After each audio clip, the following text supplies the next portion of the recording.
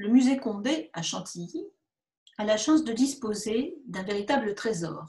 C'est l'album de dessins réalisé par Eugène Delacroix lors de son voyage au Maroc entre janvier et juin 1832. Cet album a été acheté par le duc d'Aumale, le donateur de Chantilly à l'Institut de France, à la vente après décès de l'artiste en 1864. On voit d'ailleurs en haut et à droite le cachet de cire de cette vente. C'est en janvier 1832 que Delacroix se rend au Maroc, accompagnant une ambassade française dirigée par le comte de Mornay, qui se rend à Tanger, puis auprès du sultan Moulay Abderrahmane, donc au cœur du Maroc. Ce voyage durera 6 mois et permettra à Delacroix de découvrir un monde nouveau. Jusqu'à présent, les artistes se formaient en allant essentiellement découvrir l'Antiquité et les monuments romains de l'Italie. À partir du voyage de Delacroix au Maroc en 1832, les choses vont changer. Et d'ailleurs, Delacroix, se rendant au Maroc, dès son débarquement à Tanger, va être saisi par l'aspect des populations arabes qu'il côtoie, et devant les burnous et les haïks des habitants de Tanger, il va déclarer « mais c'est l'Antiquité vivante et Rome n'est plus dans Rome ». Il trouve là une nouvelle source d'inspiration qui va donner naissance à ce courant que nous appelons l'orientalisme et qui est une des branches du romantisme. Alors, on voit qu'il est intéressé par l'attitude des différents personnages. Il fait en quelque sorte un peu d'ethnologie et il aimerait bien aussi s'intéresser au Maroc à différents aspects de la vie de la population. Malheureusement, il aura une difficulté, c'est qu'il ne peut dessiner ni peindre les femmes qu'il croise lors de son voyage au Maroc. Il va donc se rabattre sur les femmes juives de son entourage. En effet, la plupart des interprètes qui travaillent avec le consul de France à Tanger sont juifs, et donc par l'intermédiaire de ces personnages, il va avoir accès à des intérieurs marocains, donc qui sont des intérieurs juifs. Alors on voit ici sur cette très belle aquarelle gouachée de Delacroix comment il travaille. Il réalise d'abord ses dessins à la mine de plomb sur un de ses carnets, et il va ensuite enluminer, colorier, exactement comme au XVIe siècle déjà faisait les Clouets, avec de l'aquarelle, avec de la gouache. Il va reprendre ses dessins comme on le voit ici. On voit que sur le corsage, il a indiqué des petites notes, violet, sur la chevelure, le fichu de la femme est porté en jaune. Dans tous ces dessins, on voit qu'il est attaché à rendre les détails du costume, la façon notamment dont le tablier de la jeune femme va être attaché à sa ceinture et à son caraco.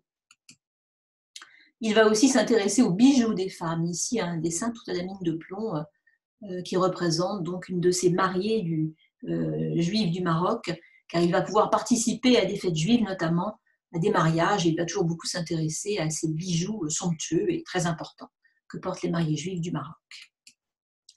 Le plus beau de ces dessins est sans conteste cette vue aquarellée où à 2 reprises, donc Delacroix reprend le portrait de cette jeune femme sur le point donc de se marier. Il va aussi s'intéresser aux paysages méditerranéens, bien sûr. Ici, nous sommes le 23 avril 1832, car Delacroix date la plupart de ses dessins, et il présente ici donc une vue d'une maison marocaine avec au premier plan les oliviers, arbres particulièrement liés à la Méditerranée, comme la vigne d'ailleurs, sont les 2 des 3 plantes que l'on trouve sur le forum à Rome. Il va aussi s'intéresser aux murailles de la ville de Rabat, où il se trouve le 23 avril, et d'une manière plus générale à l'architecture arabe, avec ici une très belle aquarelle du 23 avril où on voit un arc arabe traditionnel. Il va aussi s'intéresser à l'intérieur des cours des maisons marocaines. Nous sommes le 24 avril. Et puis, il va quelquefois se livrer à des vues un peu oniriques. Sur cette page de carnet, il mêle les tresses d'une jeune marocaine vue de dos avec donc un détail d'architecture en partie basse, le tout rehaussé d'aquarelle. Dans cette très belle feuille qui montre l'intérieur d'une maison marocaine, on voit effectivement au premier plan des femmes marocaines un peu dans la pénombre, et puis au fond une cour ouverte qui reçoit la lumière, et c'est là où Delacroix va faire le lien entre l'Antiquité, source d'inspiration pour les artistes jusqu'alors, et puis ces maisons marocaines. Il retrouve en fait l'impluvium des maisons romaines, ces cours ouvertes sur le ciel, sur lesquelles donnaient les pièces des maisons romaines. On voit aussi les jarres à huile, qui sont un élément essentiel de la civilisation gréco-romaine et donc de la civilisation arabe, encore au début du XIXe siècle. Delacroix va aussi faire de belles rencontres lors de son séjour au Maroc, notamment admis dans la famille de Jacob Bouzaglo, qui est un notable juif de Tanger. Il va rencontrer sa fille Jamila, et Jamila Bouzaglo donc, va se laisser portraiturer par Delacroix. On voit d'ailleurs qu'elle a tenté d'écrire en haut et à gauche, sur la page de carnet, Croix. On voit que Delacroix a essayé de lui apprendre son nom, lui apprendre les caractères occidentaux. Il écrit aussi lui-même de Morne et Marcussen, car en fait, dans cette visite chez Jamila, il est accompagné par le comte de Mornay et par Marcussen, qui est le consul adjoint du Danemark à Tanger. Et Jamila, donc pour honorer son visiteur, va écrire sur la page de droite, en dessous du portrait d'elle que fait Delacroix, quelques mots en caractère hébraïque qui ont pu être traduits il y a quelques années et qui expliquent: Monsieur Delacroix, Monsieur Mornay, Monsieur Marcussen ont par la grâce fait visiter Jamila Bouzaglo ce dimanche 28 avril 1832 à Tanger, et elle signe Jamila Bouzaglo, nous livrant ainsi le nom de cette belle jeune femme marocaine, brune, aux sombres yeux noirs, qui regarde donc Delacroix dans les yeux. Alors ça sera l'occasion pour Delacroix de remplir 7 carnets, 3 sont au Louvre aujourd'hui, d'autres ont été dépecés. Chantilly donc a la chance de posséder un de ces carnets. Et on voit ici une des plus belles feuilles de l'album du Maroc conservé à Chantilly. Ce sont ces femmes marocaines dans leur maison. Et Delacroix s'inspirera sa vie durant, pendant les 31 années qui lui restent à vivre. Il reprendra ses carnets du Maroc et il copiera certains de ces détails. C'est ainsi qu'il va créer, à partir de cette aquarelle, un célèbre tableau qui est au musée du Louvre, et dont une réplique autographe se trouve au musée Fabre de Montpellier, et qui s'intitule « Les femmes d'Alger dans leur appartement ».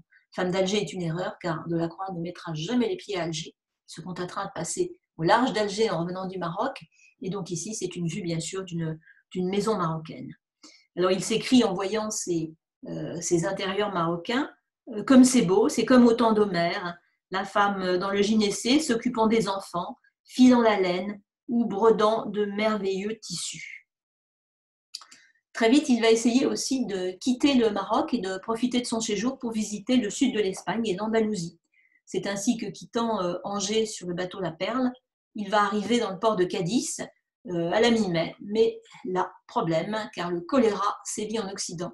Et donc, Delacroix va être mis en quarantaine pendant seulement 7 jours, bref quarantaine, sur le bateau La Perle au large de Cadix, dont Delacroix va faire donc 2 vues identiques durant cette semaine de quarantaine. Il pourra ensuite descendre du bateau, visiter Cadix, puis l'Alcazar de Séville, visiter l'Andalousie et ensuite revenir au Maroc. Alors au Maroc, il va à nouveau faire des vues des paysages, notamment avec cette vue d'un Maroc extrêmement fleuri, avec la silhouette d'un olivier traité à l'aquarelle au premier plan, qui se détache sur un fond de bord de mer. Et il s'attache aussi dans ces paysages à montrer des aspects un petit peu plus sauvages de la nature marocaine. Il va se rendre jusque dans le cœur du Maroc pour rencontrer le sultan Moulay Abderrahmane. Il se rend donc à Marrakech, il va visiter le Maroc de l'intérieur, et on voit comment Delacroix a repris en partie basse son dessin, donc avec un lavis d'encre de Chine. Il montre aussi des paysages assez désertiques et désolés. Notons la petite note de rouge, qui est celle de la selle du cavalier arabe, qui est au centre de la composition et qui vient relever donc les tons froids de cette aquarelle. Ensuite, le voyage va se terminer et le 18 juin, Delacroix sera au large d'Oran. Il va longer les côtes algériennes. Il passera également le 25 juin devant Alger, sans descendre de son bateau. Il regagnera ensuite la France.